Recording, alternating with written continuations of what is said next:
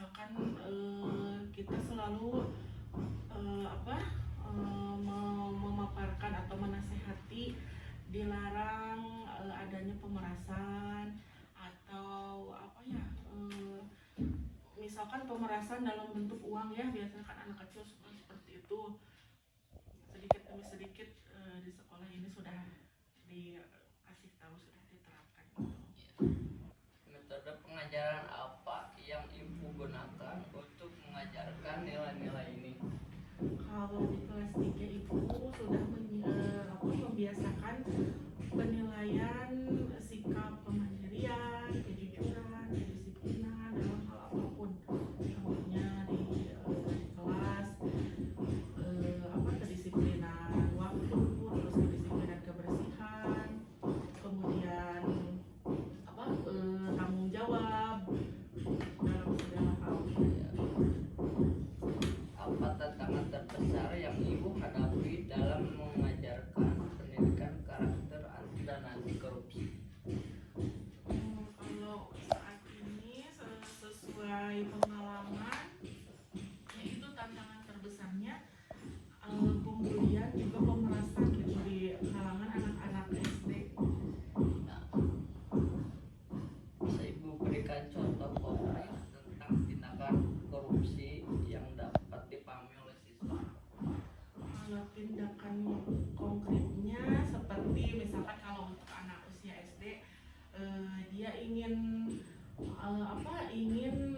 mendapat, misalkan di dalam undangan ingin mendapatkan nilai yang tinggi, tapi dia tidak ada usaha untuk belajar. Bisa jadi anak tersebut istilahnya menyuap kepada teman yang lain yang bisa, misalkan saya mau nilainya sama kayak kamu, nilainya tinggi, tapi saya nggak belajar, nggak malas belajar, boleh nggak saya nyontek, nanti kamu dikasih uang sama saya 5.000. Nah, itu kan bisa jadi tindakan penyuapan ya. Atau misalkan di bendahara kelas, kan suka ada pengumpulan uang kas misalkan di satu kelas. Nah, bisa jadi bendaharanya itu tidak memiliki kurang rasa tanggung jawabnya, bisa jadi uangnya kan dipakai atau diselewengkan. Apakah ibu melihat perubahan sikap siswa terkait dengan nilai-nilai anti korupsi setelah pelajaran? Iya, pasti melihat, karena ada tindakan kemudian diselesaikan, dievaluasi. Alhamdulillah anak-anak juga mengerti kalau misalkan kita kasih pemahaman terus-menerus, dan dampak positifnya juga sikap anak berubah menjadi lebih baik lagi. Terima kasih banyak ibu atas wawancaranya, sangat menarik untuk mendengarkan bagaimana pendidikan karakter dan anti korupsi diterapkan di sekolah. Selamat pagi, Heri. Terima kasih telah bersedia untuk wawancara ini. Pertama-tama, bisa Heri jelaskan apa yang dipahami tentang pendidikan karakter? Pendidikan karakter, mungkin yang saya pahami ya dari pendidikan karakter itu gimana caranya anak didik ataupun dari SD itu udah dibentuk gitu, karena karakter itu dibentuknya tuh ya dari kecil, itu dari awal, karena karakter itu sendiri tergantung gimana caranya kita pas waktu kecil gitu. Itu sih. Terus coba jelaskan oleh Heri mengenai sikap kejujuran dalam kehidupan. Sikap kejujuran itu sebenarnya sangat penting banget ya. Karena apa ya, jujur dalam artian apa adanya gitu kan. Apa yang memang faktanya misalkan A, ya kita juga harus ngelakuin A, ataupun kita harus menyikapi dengan A itu sendiri gitu. Bagaimana Heri melihat pengajaran tentang anti korupsi di sekolah? Anti korupsi, menurut saya pribadi ya, anti korupsi itu, yang pengalaman saya pribadi itu belum ada khusus gitu, karena mata pelajaran anti korupsi itu tidak ada waktu sekolah, adanya itu jenjang pendidikan selanjutnya gitu kan.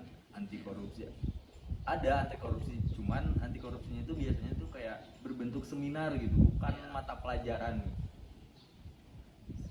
Terus bisa Heri jelaskan contoh konkret tentang tindakan korupsi yang Heri pahami? Tindak konkret, jelaskan apa tadi? Jelaskan tentang contoh konkret yang Heri pahami. Contoh konkret maksudnya itu korupsi, bentuk korupsinya atau gimana? Iya. Contoh Contoh. daripada bentuk korupsinya itu sendiri. Contoh dalam kehidupan Oh, sehari-hari. mungkin korupsi itu bukan hanya sekedar ngambil uang saja ya, karena arti daripada korupsi itu kan kayak salah satunya itu suap menyuap lah gitu.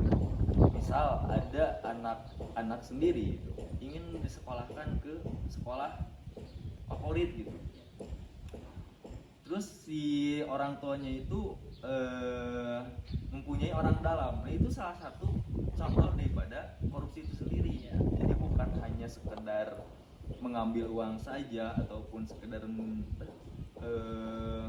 mengambil hak uangnya gitu, bukan uang saja, tapi dari sikap juga bisa.